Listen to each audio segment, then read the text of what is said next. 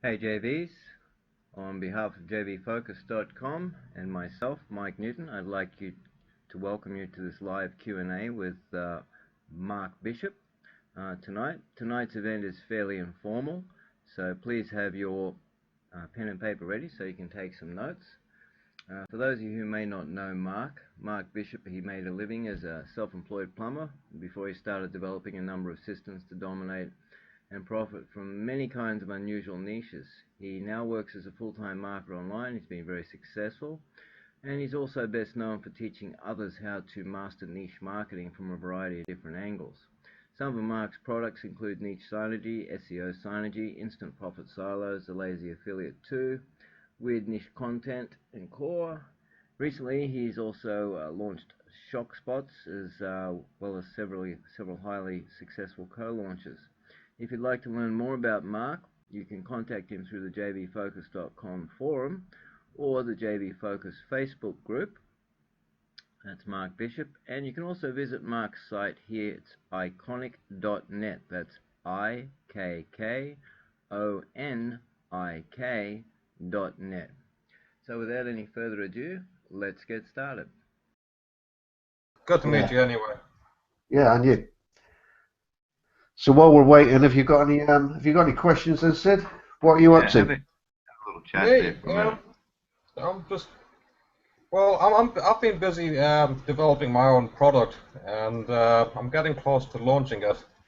And it's the second launch. The first time was really like a prototype. I ran a few ads on a few forums, had a few customers, and it wasn't an amazing launch, but I managed to get a few customers. Since then, I've been working really hard developing the product, and I'm trying to make a better launch this time around. So I'm really keen to get your feedback and Mike's, and just anything that I can take on to improve my launch. Cool. Yeah. Ask away. Yeah. Okay. Well, I think the thing that I'm starting to grasp is that it's not just the product, having an amazing product, having an amazing website. That's all great and well, but the most important thing that I'm starting to sense now is really relationship building. So really, finding out, touching base, building relations, and getting people on board to promote your product. And that's kind of new to me, and I'm struggling with that.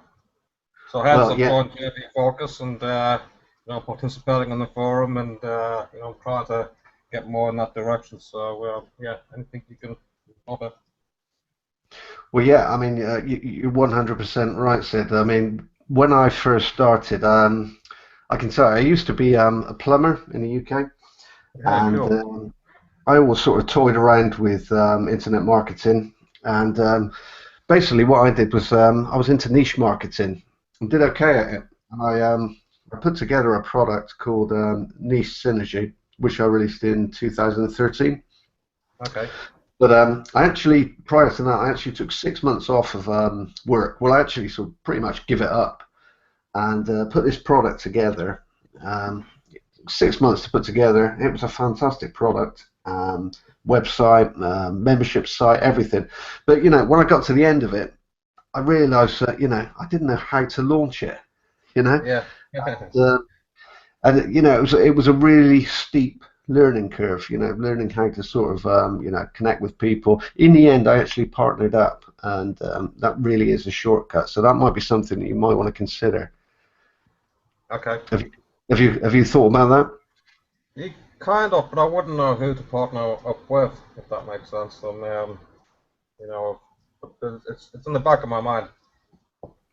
Well, yeah, I mean, a lot of people don't like the idea of partnering up because obviously you've probably put in an awful lot of work into your product. You spent a lot of time putting it together, getting it just so, and then to actually go ahead and give away 50% of your potential income is a great big leap.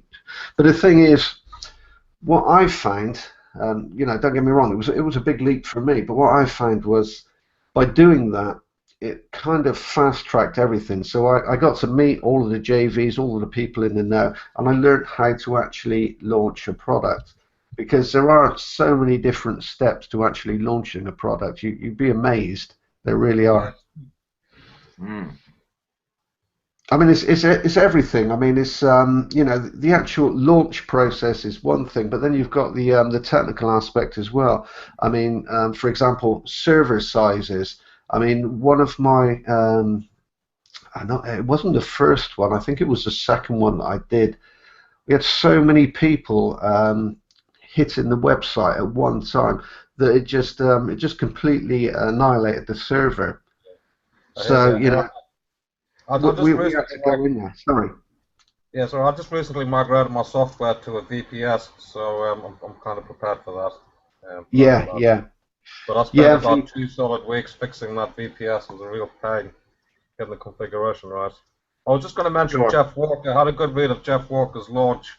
I don't know if you've read his book, but that gives a very good sort of pre-launch sort of sequence to follow as Yeah, as a yeah, guideline. yeah, yeah. I'm Um, certainly aware of Jeff Walker's product launch. Yeah, so I've been thinking about that.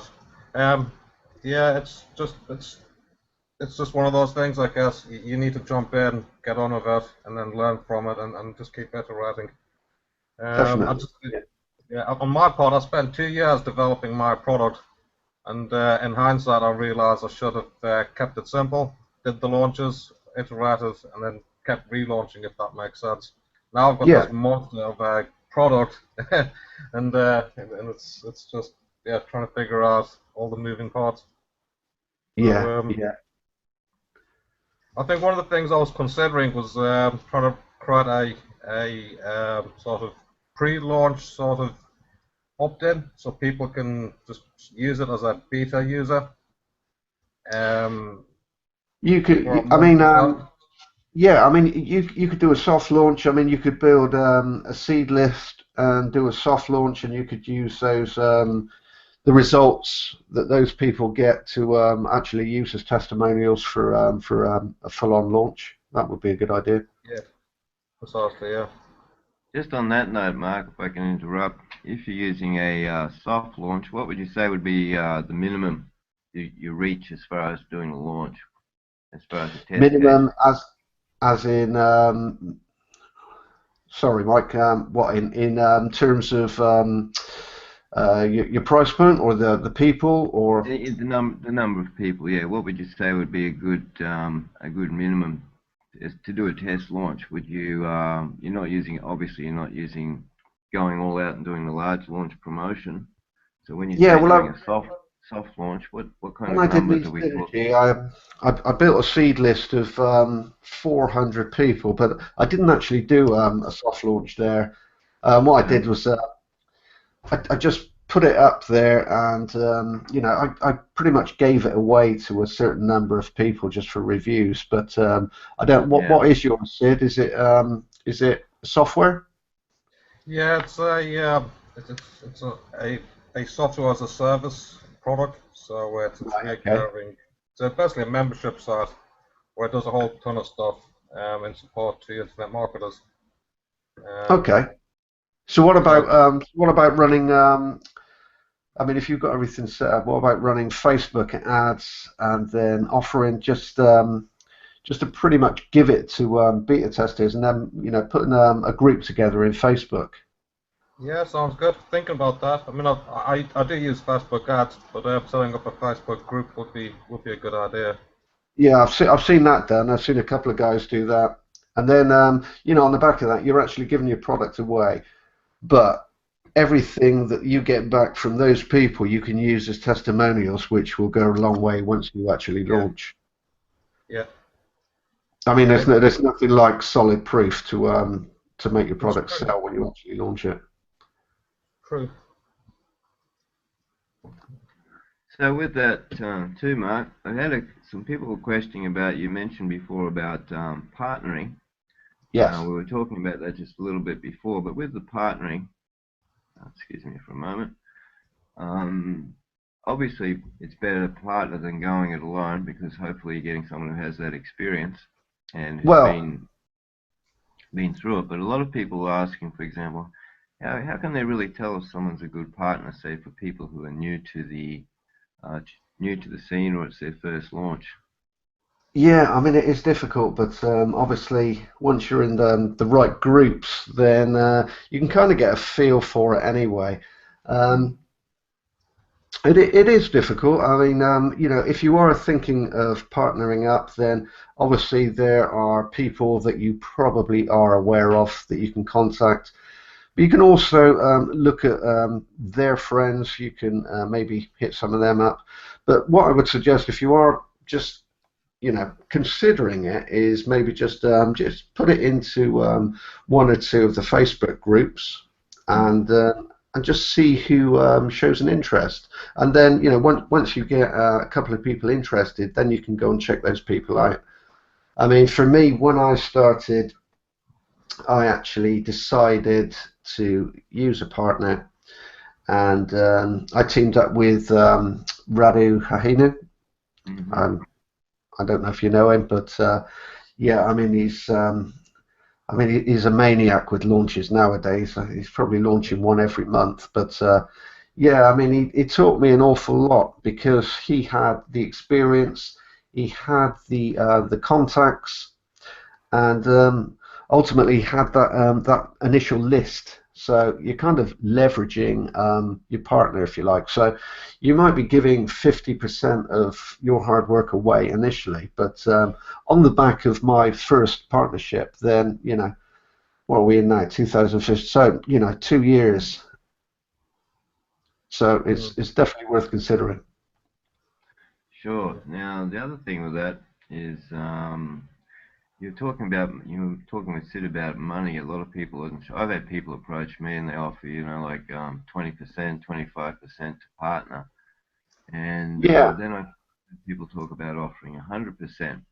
So in your experience, like say for people who are new to the scene and they're looking at connecting with someone, and I would think the minimum from would be 50% myself, but Well, I mean, there's two ways of looking at a JV. I mean, the term JV gets bandied around quite a lot, and it's probably not the correct meaning. I mean, I think what you're talking about there, Mike, is really partnering. not a JV, but more of an affiliate. Yeah. So you might, on a JV page, for example, is put across as JV partners, but what a JV partner is on that JV page, if you like, is actually an affiliate. So they're going to promote your product. But what a Mm. real JV partner is somebody that actually comes on board with your product. So they share the workload, but they also share the net profits. Mm. So if you're doing that, then obviously they're going to help you launch. They're going to share their contacts, their list, and you're going to be able to sort of fast track all of the bits and pieces, kind of like skip the learning curve, if you like. Yeah. And for that, you should really expect to be paying 50/50. It should be 50/50. I don't think you're going to get a decent partner on board. If it's just the two of you, then it needs to be 50/50. I mean, you can do it with more than one partner. I think what did I do with the last launch we did? I think that was there were four partners in total. So that was me, that was Ankur Shukla, it was Radu Hahene, and the guy that developed the plugin. So that was four of us. And when there's four people on board, you might do sort of 60, 70 grand, but when you break it all down, it's not an awful lot of money. But you have to think about it long term as well, because obviously when you've got 15 to 1700 leads, then that's kind of money in the bank as well. So you have to take all that into account. Sure. Now, that's interesting that you mentioned that too, because people get confused, as you say, between affiliate, a JV, and then Yeah. then you have the partnership as well. So obviously in the Well, I mean, partnership, a partnership, a proper JV is a partner. So when you really speak about a JV partnership, that really is your partner on that launch. So it might be one partner, or it might be several. right. And it's interesting that you say that too, because you get approached, I get private PMs all the time, and then people suddenly become your friend, and then Oh they yeah. just hit you up with a proposition. I don't even know them from a bar of soap, so I'm not inclined. I just tell them straight. It's look, you may be a nice person, and your product may be very good, but I don't promote people or products that I don't know personally, or at least have used the product, And sometimes they can, as nicely as you say, they can be. You don't want to dishearten them, but they don't realise that it's not the best way to approach people. No, So it's not. on that note, having said that, I had two questions come in. For example, where's the best place to find JVs? Well, obviously we can direct them to Facebook groups and various forums or JV membership sites. But what they're wondering is, if they're a newbie, and a lot of them come in with their ideal situation where they partner up with a guru who's got a multi-million member list, and so they're looking to hit the big time as soon as they do their first launch by Well, partnering. sure. So on that note, they're not sure why a guru would listen to them, or anyone with a decent sized list, or people they don't know, or people like yourself who've been around for a while. They're trying to find people of your caliber, but sometimes they're aiming very, very high and they don't even know the person. Hmm. So what would you Well, recommend in that situation? Well, I mean, if we're talking about actually partnering up, then I don't see an issue with, from my own point of view, I don't see an issue with somebody contacting me and say, you know, I'd like to, I've got this great product, would you consider working with me to launch it? That's fine. The bit that I think you're touching on there, Mike, is the fact that people, they've got their product, they're going to launch it themselves, and then they just sort of ping you, they send you a friend request, and then all of a sudden they want you to support their launch. Well, that's just not going to happen. I mean, the further up the food chain you get, the more and more of this that you receive, and you just become immune to it, really. It sounds awful because I was there myself not that long ago, but when you're getting sort of 2 or 3 people basically saying, oh, hey bro, can you support my launch? Why would I do that? I've never spoken to them before. It's just not going to happen. So in that respect, it's best to actually build your profile, get to know people, and then they're going to be far more inclined to take an interest in what you're doing as well. But if you just want to hit somebody up and say, would you be interested in partnering up with me? Then that's a different kettle of fish. So yeah, you could do that. Sure, I think it's an entirely different approach, but yeah, you're getting them on a daily basis where people just, I've got, for example, I've got 100 million LinkedIn partners, and I know this person and I know that person, and I just have a look at, I don't know you. Yeah, And, yeah, you yeah. try I and mean, they don't try and form that relationship. well, I think everybody's in a rush, Mike, and you can't really blame anybody for it. We were all there, but there is a certain etiquette to building relationships and actually getting people to support you. It does take a while. I mean, what I could suggest to anybody that listens to this is, if you are interested in actually, pinpointing JVs for a launch and you have no idea where to start, what I would suggest is you pop over to Muncheye. Yeah. I'm sure you've heard of Muncheye. So everybody that's going to be launching a product that knows anything is going to list their launch on Muncheye. So if you go over there, and if you just go to the links to their JV pages, now you don't actually have to promote their products, but just sign up to their JV list. And when you do that, you're going to get their leaderboard updates when they come up, when they launch. And on that update, you're going to get at least the top 10 JVs that are promoting that launch. Then all you need to do really is make a list of those JVs and then just look for them on Facebook. So you can do that with several different launches, and you can kind of get an idea of who's supporting who, what kind of products they're supporting, and then you can look for something that kind of matches the product that you're thinking of releasing. That way, you'll stand a better chance of getting those guys on board. And what you can do is when you find them on Facebook, then you know, you can just start commenting on their posts, liking their posts, and just getting those guys really to be aware of you. So when you do contact them, when you do send them a friend request, then they're going to be more inclined to accept you because they'll be aware of you. And then, you know, given a little bit of time, maybe you can approach them then. Does that make sense? Yeah, that makes sense. Good idea. Yeah, I've already signed up for lunch, and I was thinking something similar on the same lines. Insofar as looking at the contacts, who's launching what. My thinking was to try approach some of the bigger players and actually conduct an interview, which would be put on my website. And I also participate on a forum, and I spoke to the forum owner, and he's really keen for me to actually start doing that kind of stuff. I figure, Yeah. you know, the interview, you get to know people, and then from there you can sort of establish more of a longer-term relationship. You can do that, Sid. What I would say is, I mean, you're talking about contacting bigger players, and most of those bigger players are very, very busy people. So you might find it difficult to actually get them on an interview unless there's some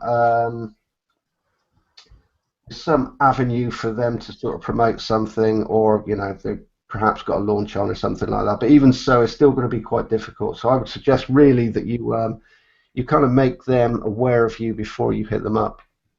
Sure. The forum that I sort of support is reasonably quite big in its niche, so that may be like an incentive for folks if they're looking to launch their own product to get exposure on that. That was the angle that I was thinking from.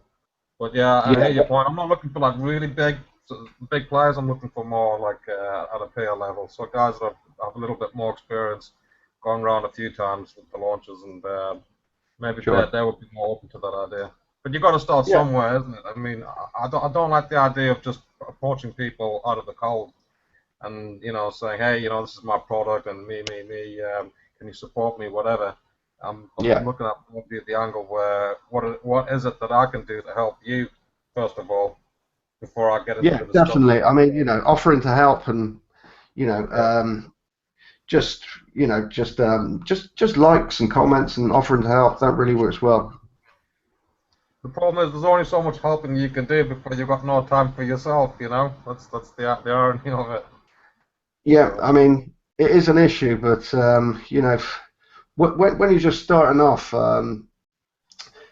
you kind of have to think of all of the profile building, if you like, as part of your business model. It is, you know, it can be annoying. It does take a lot of time, but once you get past that and people are aware of you, once you've pulled off a decent launch and JVs have made money with you, then the rest of it is a lot easier. Yeah. Okay. So yeah, I mean, initially, yeah, it probably will be a pain in the butt, really, but once you get past that stage, then it does become a lot easier. Just one thing, like on my part, I'm offering like 60% reoccurring commissions to affiliates, so that's leaving 40% for me, and then you take off for example, the affiliate platform costs, the PayPal costs, hosting costs, and so forth, right? So if I bring on a partner, then that's really cutting down the margins, as it were. It is, but then on the flip side, what you can do on your own in the space of, say, 3 to 6 months, taking on a partner, you could do within a month. So all of those contacts that you're trying to inspire to support you now, Sid, they don't know you. So it's going to be an uphill struggle. You can do it, don't get me wrong, you can do it, but it's going to take you an awful long time to get the trust of those people, to get them on board. I mean, there are so many launches going on every day now. I mean, even since I've been doing it, it's probably trebled the amount of launches. So you have to bear in mind that it's going to be really difficult to find a spot where you're going to find, say, a date, for example, where you're going to find you can get JVs to jump onto your launch. when they could jump onto the launch of somebody that they know, somebody that supported them in the past. So from that point of view, it's going to be difficult for you. But if you partner up, I know what you're saying. Then you're going to make not going to make anything like you initially set out to make, but you're going to jump onto the ladder straight away. So you're right. You won't make that much money, or you won't make as much money as you wanted to make, but you'll cut out the learning curve. You'll have all the contacts straight away. So when you're building the JV list, so everybody that comes to your JV page, you collect all of those leads. So you've got a JV list for the next time. You've got all of the buyers' leads. So you can do something on the back end to make your money back if you like. You can promote products going forward as an affiliate, so you'll make the money back that way. And then when you come to launch again, people are not only aware of you, JVs will be more inclined to jump on your launch, and obviously you've got a fantastic buyers list. Yeah. Okay, I appreciate that. That's something I'm going to really think about. For me, I was going to step my. I was going to say. Sorry, the I other was just side going to say. I do understand that it's horrible to sort of let go with 50 or 40% of your earnings, but or your potential earnings. But if you think about it as a long-term business model, the amount of money that you will make over the next couple of years will far outweigh what you lose initially. Yeah, sure. I mean, I feel like I should have did this like ages ago with a smaller product, but now yes. my part, I feel like I've got this massive product. That's 2 years of programming that's gone into it. I did some initial sort of prototyping with it. Got a few people that have actually used it and like it. So I'm going to think about that. On the same token, other than JVs, my other strategy is to look at bringing on affiliates and customers, potential customers. So forget the affiliates for the time being, just running ads, building up my own email list. So I'm looking at setting up lots of little helper sites. So for example, an opt-in page with a freebie giveaway in a related niche, and then use that email list as a means to then promote my actual main product. Does that make sense? So I'm kind of creating lists. Yeah, I mean, you can do. I mean, the thing with a launch, Sid, is complete market awareness straight away, and a huge spike in income. So again, if we go back to the partnering up thing, I mean, what you were saying is you'd be earning less because you'd be giving 50% of your net earnings away to a partner. But if you look at it the other way, so let's say you launched on your own, you built up a seed list, you run Facebook ads, and maybe you sold 500 products, let's say, okay? But then if you pulled off a full launch with a decent partner, then you probably stand to sell a minimum of 1,000 units. So you haven't really lost anything. What you've actually what you've actually done is you've gained a list and contacts. So you've leveraged that partner's list and contacts really without losing. So I mean, the actual appreciate that. Yeah, the unit price is a lot lower, obviously, that you're getting as your part of the net earnings. But when you think about it laterally, you're still making the same money. Yeah, I appreciate that. But you're getting more in the long term. That's great advice. Yeah. And I think, as you say, that you're getting your foot in the door, so to speak, and you're getting your product out there, and you're getting your brand out there, or your own name out there. And so people will be more inclined to pay attention to a second launch or a second product. That's right, yeah. And I mean, once you've got that buyers list, you can promote other products, you can do internal launches. So you're not going to be short of funds going forward. Okay. And the other thing to remember is the whole thing's a bit of a hamster wheel, really. So once you launch a product, then you've got obviously you make the money initially, you've got that spike in income, but you've got that buyers list, and then what you can do going forward, and this helps, it does get tedious a little bit, but you start supporting the JVs that maybe helped you, or the JVs that you would like to help you. So when they launch, then you'll use your list to leverage their products and make an affiliate income, but obviously they'll see you promoting their products. So the next time round, when you launch something, those guys are going to jump straight onto your launch, if that makes sense. Yeah. So you kind of build a circle of marketers. They're in the same kind of vein as you. So you'll help them, they'll help you. So each time you launch, you know that you're going to sell a certain amount of units. Sure. On that note too, Mark, questions come up, for example, with the launch itself. Actually, this is tied into product creation as well, but virtually how long would you think from when you first create a product to actually launching the product? So obviously that's subjective depending on the kind of, for example, if it's a software product, but generally speaking, let's say you have your product now, how much time would you think is a good time frame to allow before commencing the launch, before the launch? Sure. Well, from my own point of view, I like to have a product, pretty much complete before I actually decide to launch it. So with that in mind, it really depends on where you're going to launch. Now, there's two real places that I launch, and that is mainly JVZoo. The other one is Warrior Plus. Now, Warrior Plus tends to be for lower front end PDFs, that kind of thing. So, kind of starting off at $7, if you like, with a funnel on the back end. JVZoo tends to be higher quality stuff and software. So this would probably be applicable to use it.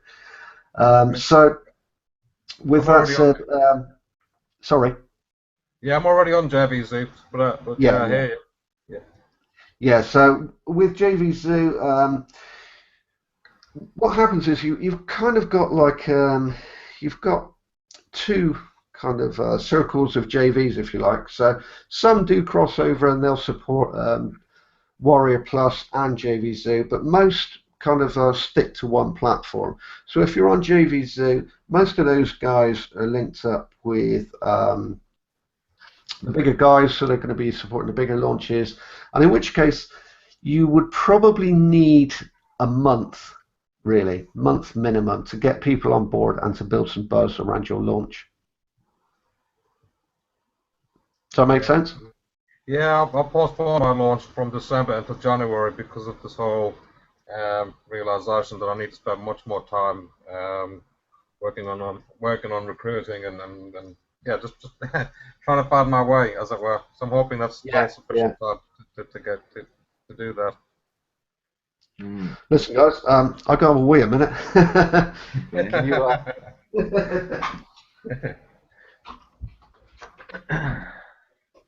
So what are you actually doing now, Sid? You're in promotion mode with your launch? Partly. I've created some ads that I'm going to put onto various forums, and I've put my JV announcement on various websites such as JV. Was it Monjai that Mark mentioned?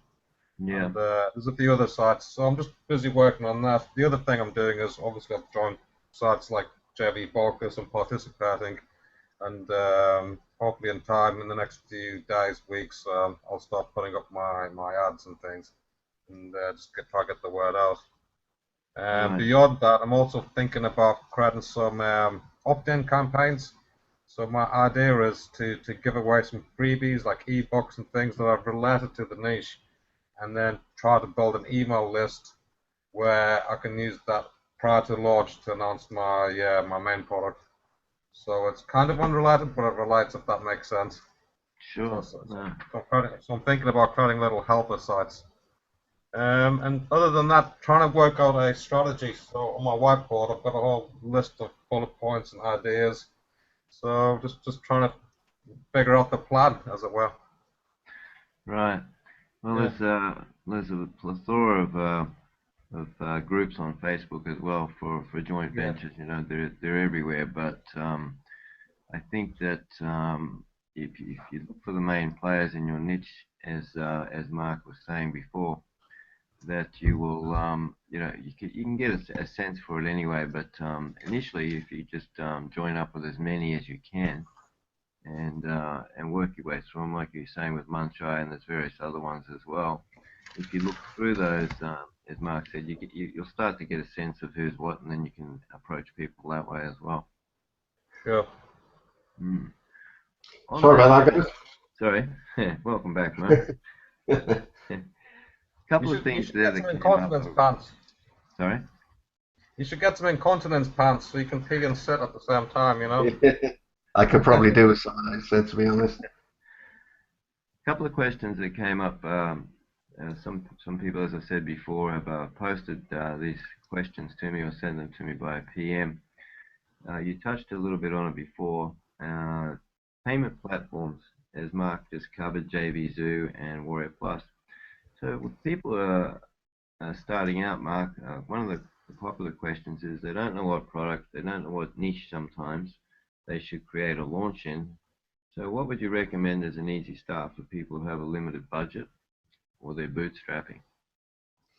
What to Get in actually come budget. in Yeah. and putting a product together? Yeah, to make a start from product creation. And secondly with that, you mentioned JVZoo and Warrior Plus before, but should they be on ClickBank? Which one should they choose? But the biggest one is that they're coming in, they want to do something, they want to get out of the rat race and make a start, create a product, but they're not sure what to do or what niche they should enter, and they're bootstrapping when they're coming in. Well, I mean, that's a whole bunch of questions, really, Mike. I like to keep you busy, Mark. Well, I mean, it kind of depends, as you touched on there. I mean, what kind of niche that you're in. Now, when I started, before I started launching anything internet marketing related, I was actually a niche marketer. So my products were on ClickBank, and I still have products on ClickBank. But their actual affiliate setup is very different. So basically, if you've got like a product that's not internet marketing related, or even internet marketing related, but you don't want to go down the whole big launch avenue, then yeah, by all means, put something on ClickBank. But there's no real way of tapping into JVs or affiliates on ClickBank, not in the manner that you can do it on, say, JVZoo or Warrior Plus. I mean, with JVZoo and Warrior Plus, everybody's pretty much linked into to circles of marketers. Most of them are going to be found on Facebook. You're going to be able to kind of like take a look at JVZoo, for example, and you're going to know who that guy is, or you're going to be able to find him on JVZoo. Sorry, you're going to be able to find him on Facebook. So it's a lot easier to get to know the guys in these circles, whereas you can't really do that on ClickBank. On ClickBank, niche products, yeah, it's all good.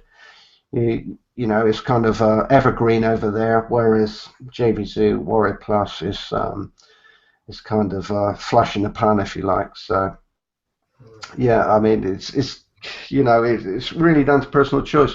For me, I mean, for you, Sid, I would look at JVZoo for an initial launch and then roll out something evergreen after. So maybe you could go over to sort of ClickBank because they've got affiliates looking for products, decent products to support all the time over there. But I would tend to do that after an initial launch, if that makes sense. Sure. So what else? What were the other questions, Mike? Putting the product together. Yeah, for example, people coming in, they're not sure where to start. They don't even know what niche to start in, but they want to get something happening. This is a common one. People come, they want to do something. They're not sure what's the easiest niche. What product? Should I jump on the Warrior Forum and do a $3 product? Should it be an ebook? Should it be this? They're not sure where to start, but they're desperate to make a start and get something happening, and change the rat race. I mean, that's true, but then the flip side of that is a lot of people are coming on and they're launching products which are kind of put across, I'm going to teach you how to make this much money or do this or do that. Mm. When in actual fact, these guys don't actually do that themselves. They don't know how to do that. So Mm. yeah, it's a difficult one. I wouldn't suggest that anybody comes on and basically says, well, I'm going to put an ebook together on how to do this or how to do that when they can actually do that themselves because, well, at the end of the day, it's basically just lying, isn't it? I mean, It is. It is. everybody wants to make money. There's nothing wrong with that, but you shouldn't be teaching somebody to do something that you can't do yourself. I mean, all of my stuff is based on what I actually do in my real business. The software things that I've done, I've either used or we've tested it and we can prove that it works and it actually helps and enriches anybody that purchases it. Mm. So I would definitely take that on board. If you are just starting, you don't have anywhere to go, you don't have any ideas, then maybe look at producing a PLR product. So a PLR product can be a generalized product. Mm. So I would suggest looking at maybe purchasing the whole of a PLR funnel, say over on JVZoo, for example, seeing how the whole thing's put together, and then maybe deconstructing it and putting your own spin on it, and then launching it that way. Because that way you're not lying to anybody. It's a great product that somebody can sell. It's a generalized product. As opposed to being something specific that specifically says you can earn this much money if you do this. So with a generalized PLR product, you can still make a good deal of money. It would be a great start. And then on the back of that, you can maybe put together a product explaining how you did it and sell that as another product launch. I mean, that's just off the top of my head, but you know, I wouldn't suggest anybody goes in and I've seen it in the past where people say, well, see what's popular, look at JVZoo, look what's popular, and then mimic that. But you Yeah. can't really go ahead and mimic something if you don't know how to do it yourself. So if you were thinking of doing that, then I would take that product and I would go away and I would put that product to use. I'll get good with that, maybe put my own spin on it, and then maybe develop a product on the back of that. I know it will take a little bit longer, but at least when you do launch a product, it's going to be an honest product. Mm. So you'll be able to actually prove what you say is true. You'll be able to show them screenshots, videos, and that way, everybody's happy. Sure. That's the make money online niche is still very, very popular, but people jump on board, and as you say, they're trying to promote how to make $1 million in 30 days with 2 clicks of your mouse in your underwear in your kitchen, and Yeah. they've never done it themselves. So you're not building a long-term business model. Uh, No. you know, No. I don't recommend it all. Another thing I recommend many people, if they're not sure when they're starting out, look at something to perhaps start with affiliate marketing to introduce themselves to the industry and to get a better understanding of how it works. I'm not saying don't create a product. I'm just, that's another suggestion where if they're not sure what to do, then perhaps they could start with some affiliate marketing, Hmm. and that will, help to bring in some cash, but give them an introduction to the online marketing scene. Well, that is it. I mean, the thing is, Mike, I mean, we all look around and we kind of take it for granted what we do and kind of assume that everybody knows. But, my life, 70% of my life is sat in front of a computer. And, I mean, I just assume that everybody knows what I do. And then when you speak to people out in the real world, they think, what are you on about? They have no idea. I mean, most people think, where's he getting all his money from? Yeah. They just don't get it. I mean, I just have to tell people that, I build and sell websites basically because they cannot understand the concept of what we do online. The whole product launch it's just alien to most people. Sure. So, Now, on that note too, coming back to Sid was while you were away, Sid was mentioning about paid advertising. Would you recommend that? And if so, do you think, Twitter advertising is becoming more and more popular, and people are using that more successfully. Do you recommending, for example, what kind of paid advertising should they be doing to promote their launches? Well, I mean, it really depends on what kind of launch you're going to put together, Sid. If you're going a full-blown launch on JVZoo, you've got JVs on board, then there's no real need to actually promote your own launch as such. But what you can do is, while that launch, the first few days of your launch, first couple of days of your launch, I'd recommend that you use Facebook advertising and retargeting for JVs. So you want to get all of the JVs back to your JV page, signing up to promote your launch, and then after that initial spike, then perhaps use Facebook ads and retargeting just to get people back to your sales page. Those would be the only paid advertising that I use personally, anyway, for the whole launch type of thing. I mean, with my niche marketing, then yeah, it's Facebook and Bing. Although saying that, I have been banned from Facebook, but there's ways around that. Yeah, that's something else too with Facebook. I mean, that's Facebook advertising's a course all on its own, isn't it? It is. It is. But I mean, if you read the rules, which I never did, and kind of adhere to them, and sometimes they are quite difficult to follow. I mean, the reason I got banned was I do an awful lot of I still do a lot of niche marketing, and sometimes there's a lot of skin involved.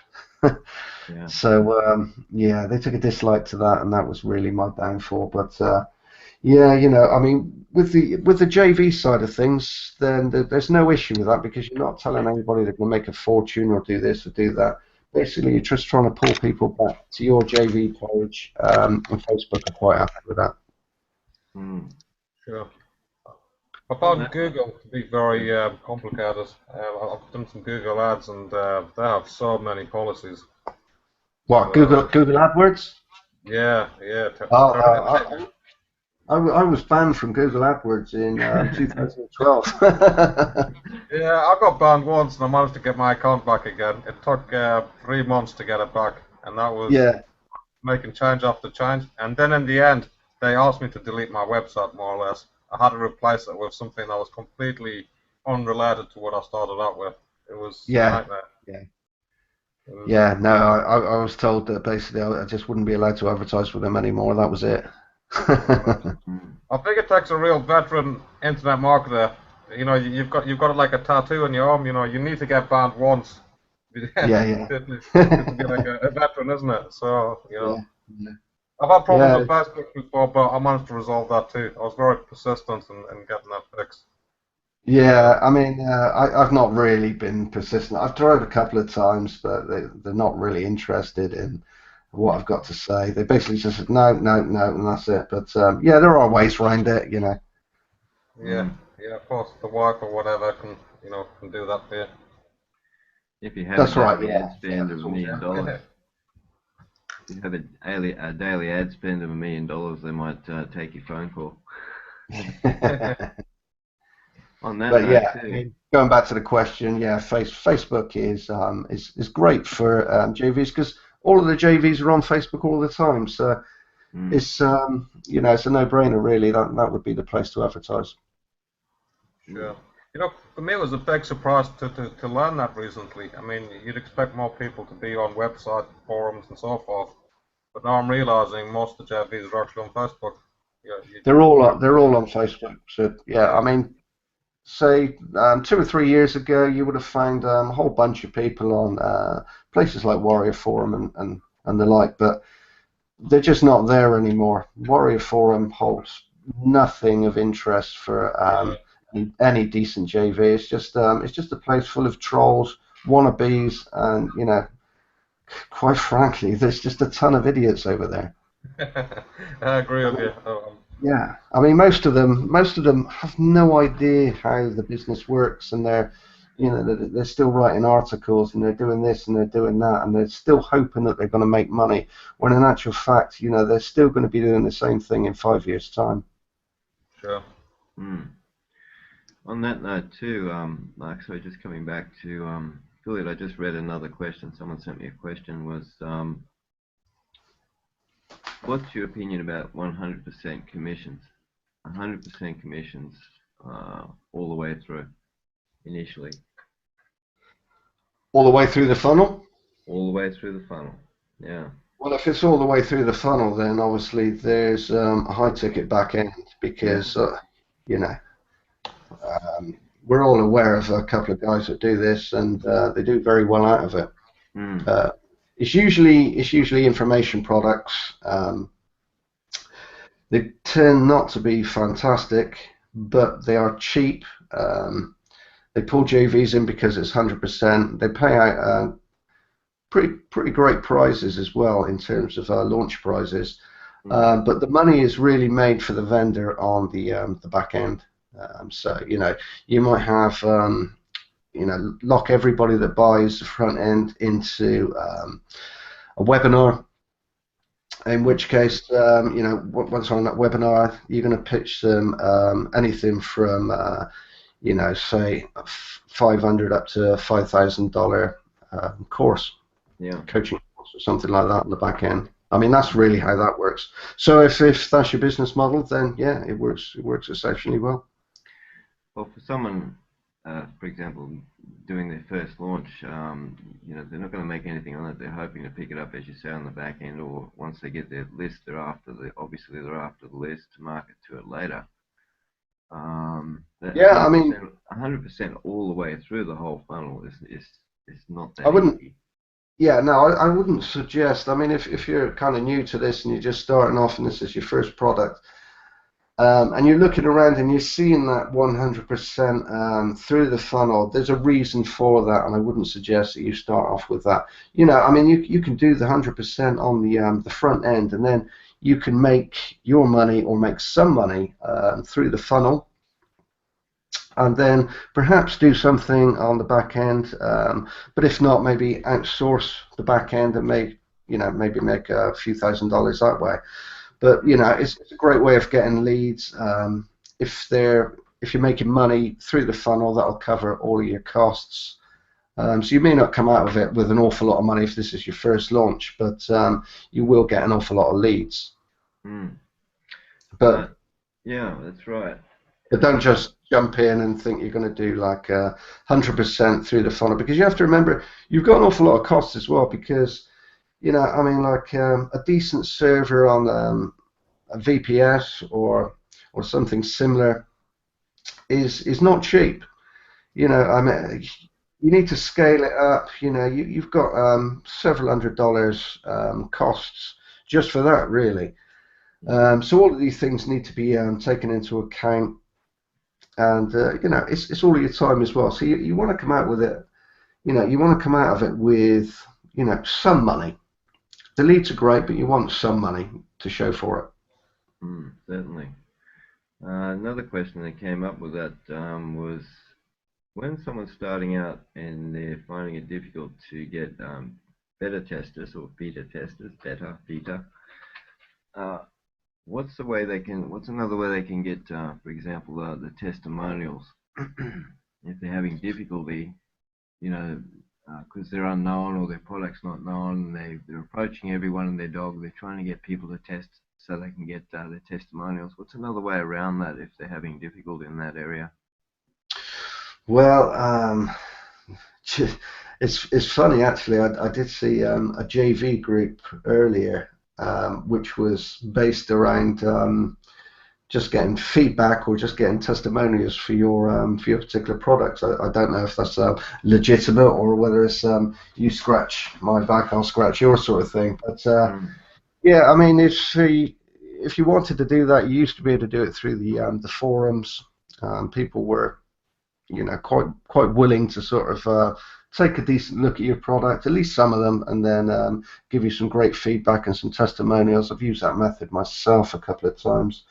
But now I tend to set up little Facebook groups, And then yeah, it's probably easier for me, but the same applies really. It's just put it in other groups saying, look, I'm looking for beta testers. My product does this.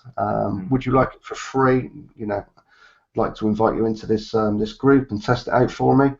Then that would probably be the best way of doing it now. And at least that's the way I do it now. Okay. And on that note too, there's arguments for and against. If you're building a freebie list, and then you're going to try and salvage some buyers out of that list or persuade people, there's an argument for having at least a $1 product. For example, instead of making it a free giveaway, there's been arguments for, and I've seen people use it successfully too, where they'd rather have someone pay $1 because they believe at least they're a proven buyer. What's your thoughts on that? A $1 product instead of a free product to get them into the funnel? Yeah, I mean, there's definitely you're going to get better results with an actual buyer's list as opposed to a freebie list. But when you start, everybody has to start somewhere. So even if you start off with a freebie list, you could maybe scale it up through an autoresponder series. So maybe they start off as a freebie seeker, and then you give them the option to purchase a $1 or a $5 product or something like that. At least that way, you'll be able to draw them in, and you can weed out the good from the bad, if you like. Sure. With that one, for example, the product creation and the $1 freebie list, getting into the funnel. So I guess you could pretty much, what I would do is just test both anyway, split test them. And on that note, split testing, how much is too much and how much is too little? For example, you split. I always believe you should split all your split test all your sales copy, all your emails. What are your thoughts on that? How much split testing is enough? Well, I mean, I've been guilty of not split testing enough, to be perfectly honest with you, Mike. But the last time, the one that we did a few weeks ago, the one I did with Radu, Anker, and Ram, I think the guy's name was, I actually did this pretty much the whole design for the sales page, and we between the bunch of us, we did the sales copy. I did all the graphics, the layout, and the page, and it was doing okay. And then Anker said, what about if we move this, this, and this? And it was basically the same elements, but because we were using Optimized Press 2, we just moved different parts about, changed a couple of graphics, and we split test the 2 pages, so we had 2 versions of it, and we trebled the conversions in 30 minutes. So yeah, split testing is something that I'll be doing from now on with pretty much everything. So yeah, I definitely take that on board. Sure. It's amazing, just with just moving a couple of different elements and maybe changing the wording or the text in one particular headline and moving one graphic makes so much difference. We absolutely trebled our conversions inside 30 minutes. Well, my business is, and I always tell everyone, if you can't measure it, how can you do anything with it? You can't improve it, you can't refine it. But, for example, and keeping an accurate record of what changes you made, even if it was just one letter in a headline, even just one character. And, you don't want to become over fanatical about it, but, I mean, metrics run the business because the bottom line is, where's the money? So, yeah. You can do that accurately as numbers, 100%. Yeah, I mean, I personally, I was amazed at how much difference it made. I mean, to me, it didn't look that different, but obviously, when you're sort of working on something all the time, you kind of lose sight of it really a little bit, don't you? It's like, you're concentrating on one thing, and then, if you walk away and then you come back to it, you see issues with it. Well, it was kind of like that. I mean, for me, it looked great. It was doing well, but just by making 2 or 3 changes in the space of 30 minutes, you treble conversions, and it's definitely worth doing. So yeah, I would highly recommend it. And I mean, in JVZoo, for example, there is a split test feature. So we could see instantly the difference between the two sales pages. Mm. Oh, sorry, I just got another question in, Mark. It's coming back to sales funnels. What are your thoughts on the reverse funnel? For those people who may not be familiar with that, you can start with a low-end product and then you're scaling up with your upsells. But a reverse funnel, generally speaking, for those of you who don't know, is when you're starting with your most expensive or coming down. Is that right, Mark?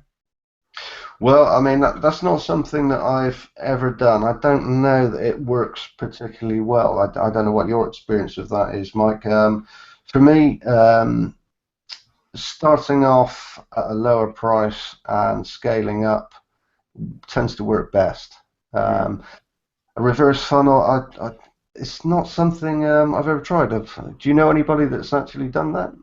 I've seen back in the day Frank Kern and a few other big names where they'll start with a high end and come down. I've seen that work, but for myself, I started, for example, with a course, a sale coaching course, and come down from that. For example, one-on-one in-person videos where I've seen that downsell, if you like, to email coaching. I've Yeah. seen that. I haven't seen any, not too many people do it all the time, but I've seen some higher ticket prices, the big ticket ones. I've seen it work Yeah, I really mean, well. I'm sure it could work, Mike. Again, that wouldn't be something that somebody that was just coming into this business would even want to consider because, again, a high ticket offer usually involves some sort of coaching. So unless you're experienced and you actually know the business, then it's going to be difficult for you to coach anybody. Mm, that's But right. yeah, I'm sure it could work in certain avenues for certain people. It's not something I've tried. It's not something I've considered. But yeah, I'm sure it could work for some. But yeah, I would suggest starting off at a lower price and scaling up. Far Right. easier to get people in there. You're going to get an awful lot more leads as well. Sure. Yeah, as I said, I've done it a few times, but primarily what seems to work better for me is coming in low. I'm not against it, but I'd say just in my own experience for myself, yeah, coming in low and going high. Yeah, Although, yeah. I mean, if it works for you, then or for anybody, then it's a great thing. But unless you're coming into the high ticket the coaching angle, then it's going to be difficult to do. I mean, selling high ticket items is notoriously difficult if you're just starting off. mm, certainly. With the just coming back to, sorry, I'm just reading through this list of questions here That's okay. now. With the sales funnel process, um, do you actually? Sorry, I'm just seeing if this is from John. Okay, right. So when you're doing the sales funnel process, upsells, downsells, and cross sells, some people are talking about putting them on, for example, on the thank you page. Is there any particular page that you might upsell again? Obviously, you have the standard upsell, you have the freebie coming in, you might have an upsell, but they're also talking about the thank you page because obviously people have just purchased. What's your experience with using upsells or cross sells on the thank you page after purchase? So is this after the complete funnel? After, yeah, they've gone through, for example, the complete funnel, upsells, cross sells, whatever Well, your funnel may have been, you know. yeah, I mean, when they get there, they're probably not going to be inclined to buy anything else straight away. But what we tend to do is we tend to get people to actually click a button to register for a webinar. So we always look at adding a back end, if you Mm, like. So I mean, you could do a back end, and sometimes you can make 25, 50 odd thousand just on the back end. I mean, some of my friends and colleagues make a lot more than that, but I mean, a decent back end, some of them are sort of like 5,000 a time. The mm, average one's around about $497 up to about $1,500. So yeah, as soon as people land on your thank you page, your download page, then have a link to register them for a back end. That's really the way I do it, and it's the way most people do it. Sure. So you don't actually have to do the back end yourself. You can outsource that. There's plenty of people that will help. I think one of mine. What was that? That was a couple ago. I think actually I spoke to William, and he put me in touch with a guy, and we did. I think we did about 22 grand profit on that one. Okay. So yeah, certainly worth doing. Sure. On that note too, with the sorry, this one just came in. Pop-ups. You know, how many pop-ups are? Sorry, let me just read that. How many pop-ups are enough? I think what they're saying is, you know, when people go to leave the page, you have a pop-up, and then we have like 17 different pop-ups repeatedly coming up. Are you sure? Are you sure? How many is enough before you let them go? For example, when you're trying to, if they're going to leave the page and they haven't signed up, how many is enough? Well, I mean, if it's a launch, one is enough for me, Mike, personally. Anything more than that, I mean, from my own point of view, if I come onto a website and I get 2 or 3 and I just can't leave the page, I just find it so annoying. So yeah, one is enough. I mean, if you really want people back at your website, you want them to buy something from you, it's far better to retarget them than to bother them with pop-up after pop-up. Mm-hmm. Sorry, guarantees. What guarantee period do you have on non-physical products? And sorry, yeah, that's right. What guarantee? What kind of guarantee would you have? Guarantee period, which is, for example, 30 days. Yeah, 30 days. For me, 30 days. Mm. I mean, some people will choose 60. For me, most of my products are training products. They're intangible. They're digital products. So 30 days, yeah. Mm-hmm. One more here. They're coming in. Wow, everyone must have just got out of bed.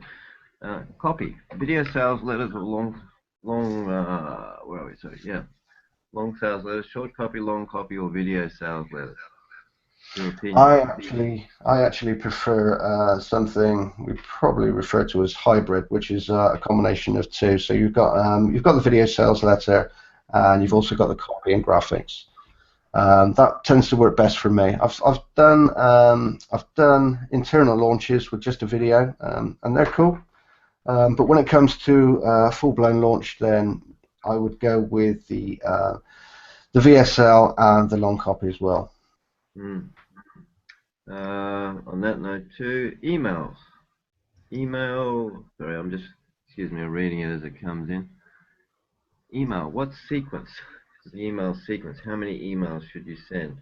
For example, if someone's just opted in for a free, someone's opted in for your freebie, what kind of sequence should you have? 7 emails, 10, you know, people recommend at least 7 because they say some people have to see an offer 7 times. Yeah, I mean, if you're using the freebie method as well, you also want to start off with content, valuable content, without trying to sell to them straight away. So yeah, I mean, valuable content, you know, say 2 pieces of valuable content, and then slide in a link or something like that. Depends what you're doing really, but yeah, I mean, don't sort of bombard them straight away with links to buy stuff.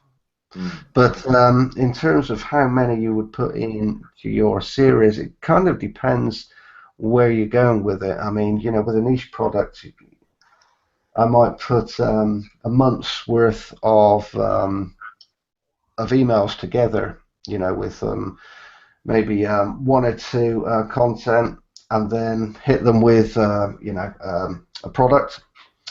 And that might happen in the first week, and then they may get 2 emails in a second, another 2, and then another 2. So yeah, it kind of depends what you're trying to achieve with it.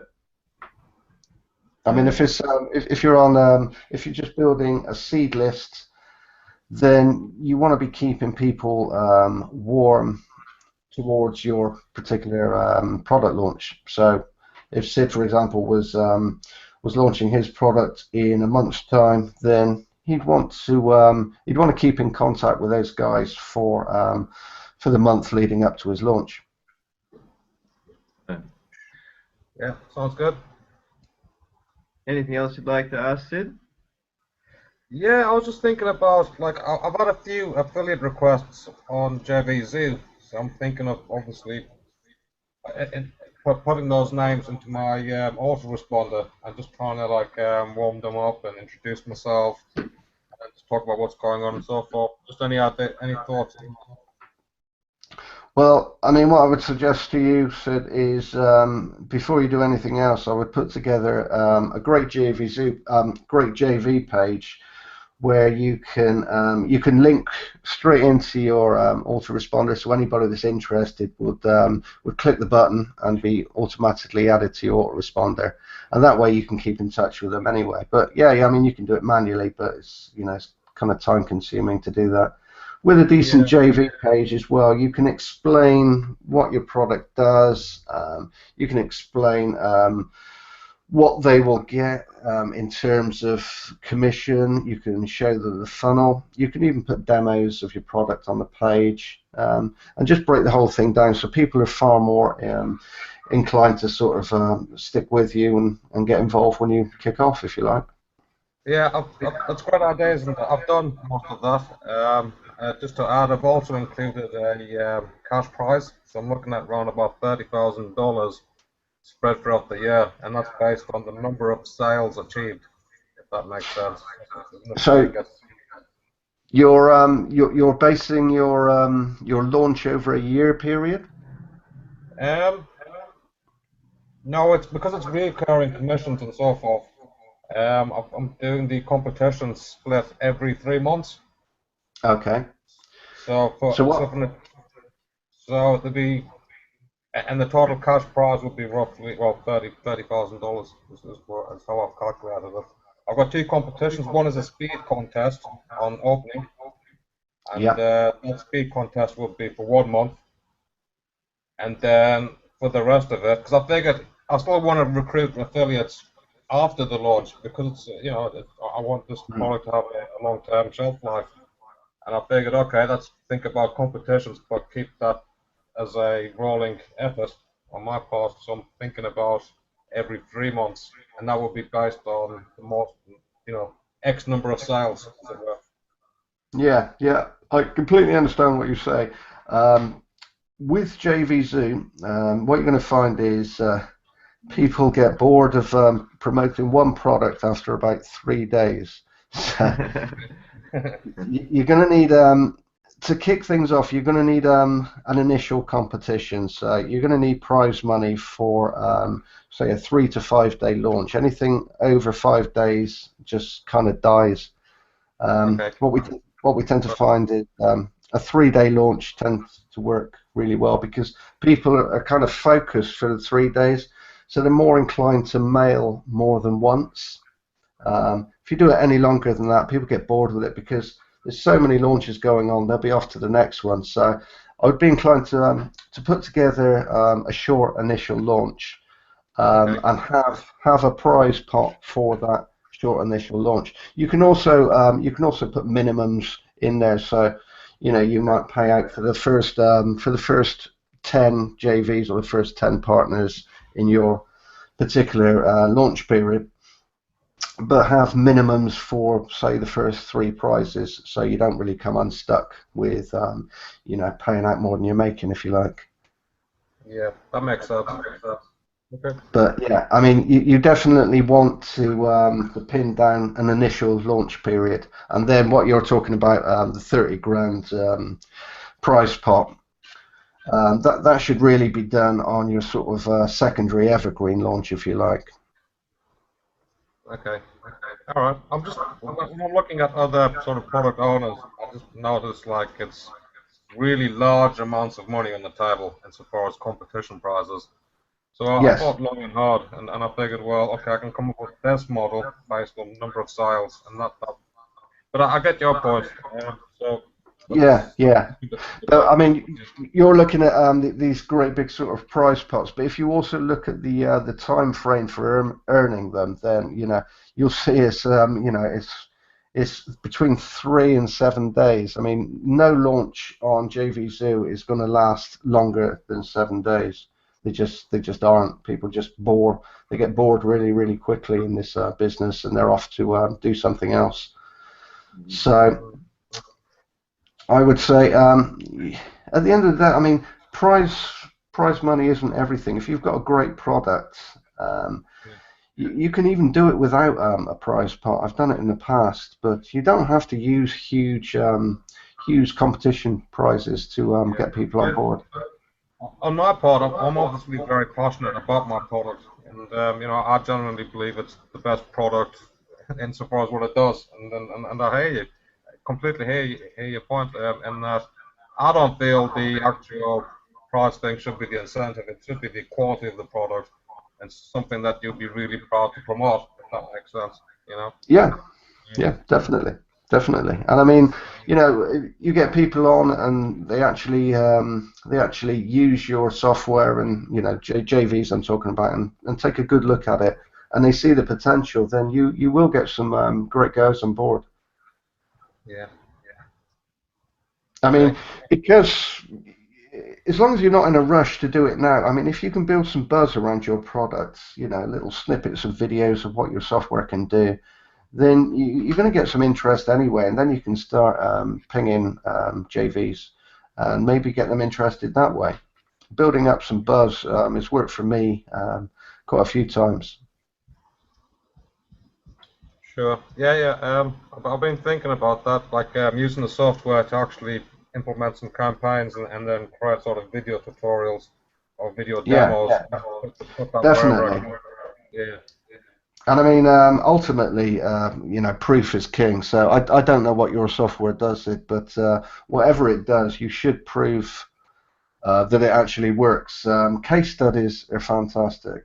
So if you can do some Yeah. case studies and show people that it'll solve this problem or it'll make them X amount of pounds or dollars, then you stand to, have a much better launch. On the sales page, I have an actual sort of demo from start to end, so people can really see in detail what it does. Yeah, But insofar as like adding extra value, that would be to show the actual return on investment. Insofar as like, no, you got this many people that opted in, this number of sales. My software does a whole raft of things. It's targeted towards affiliates and vendors actually. So for yeah, affiliates, that's the delivery of bonuses. So let's say I'm promoting your product. My software would actually provide automated bonuses as part of that incentive to promote someone else's product. That's all yeah, fully automated. And then the other part of it is you can just, it's got a directory of like 1,000 products, and you can select them, and they're all fully white labeled, and you can sell them directly just using copy and paste from my software. It also includes sales funnels, so you can create ultimate, really long sales funnels, however long you want, and you can just copy snippets of the code to your website, and you're good to go. But there's a whole, it's like a toolbox basically. yeah. I mean, So it sounds fantastic. if you don't mind, I'll send you a link, and we can, I appreciate just. I've been really thinking about the stuff that you talked about earlier. So, I'll send you a link and have a look at it. Yeah, perfect, perfect. Yeah, I'd like to take a look. Mm. But yeah, On I mean on that sounds fantastic. But that's definitely something that you could do case studies with, Sid, and you will make so Yeah, much more money with case studies. sure. I think my difficulty is being one person. As one person, there's only so much I can do. I've Yes, developed the software. I'm doing the sales pages. I'm putting the videos together. I'm trying to reach out, and it's just so many moving parts. It's there just are. sometimes you just feel like you've got no time in the day, And then I've got my No, little daughter that needs keeping an eye on, and it's yeah, definitely I need to rethink about the whole way I'm conducting my business because at this rate, I'm so far away from working 4 hours a week. It's more like more hours in the week than that's physically possible. Yeah. Yeah. Yeah, the 4-hour work week, it doesn't really exist, does it? It doesn't, man. I've been doing this for years, but the more you do it, the more addictive it gets, the more money you want to make. So you end up working longer and longer anyway. So yeah, it's a difficult one, but ultimately, when you get it right, then you are paid well for what you do. It's not a bad business. Initially, before you make any money, it can seem tedious and never-ending, but once you make your first pot of gold, then it's quite enjoyable, really. Well, then And you you can look at will. outsourcing later as you Oh, build up and the business is paying for itself. You can outsource those tasks that either as everyone says, you don't like, but you can outsource a lot of tasks. I wouldn't you recommend can. outsourcing everything just to one person. I personally prefer to split it, but yeah, you can look at taking that on, and then gradually you can step back to just managing and growing your business. You can build up to that quite easily. You can certainly do that. I'm more of a, I suppose you would say I'm a little bit of a control freak. So I kind of like to keep a lot of things in house, which is not advisable. Mm. But then the kind of things that I do, people don't get. So it's kind of difficult for me to outsource certain, many aspects of my business. I have started outsourcing certain aspects, and it has freed up a lot of time. But yeah, it's kind of difficult to let go sometimes. But I've got several friends in the business, and one or two of them are making far more money than I'm making, just really because they've decided to put a team together and outsource most of the tedious bits and pieces. So Mm. yeah, I'm guilty of not doing it, Mike, but yes, it's good advice. Sure. One Yeah, I thing I agree. found out is support. Just coming back to Sid with software, I'm just reading another question here, sorry. Software support. Support for software or support service. A lot of people are finding they're just making a note that sorry, I'm just reading this. Yeah. They're finding a lot of it's difficult to get good support sometimes, and that's been the biggest complaint that they've had. Should you organize someone full time, or should it just be something like Fresh Desk, or what kind of support service would you recommend for people on a budget? Well, I've got Fresh Desk myself, but if Mm. it's are you talking about actually supporting software that you launch, or actually the software for your support desk? That would be software that they launch. Yeah, software that they launch. So if you have or you employ a developer to put a project together for you, for example, then you need to kind of come to some sort of arrangement in as much as that developer will support that product. Mm. But they don't always. One that I did not that long ago, the guy put the plugin together, and it wasn't bad. It needed some finishing off, but I made the mistake of pretty much paying for it. And even though he'd agreed to do the support, in which I would have paid him additionally, Mm. it disappeared. So I did find another guy, and I still use him now.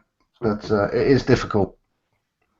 It is Yeah. difficult. So yeah, if you can get somebody recommended, if you're looking at putting software together or plugins together in order to release as products, then yeah, look for recommended developers. Alternatively, look at partnering with a developer.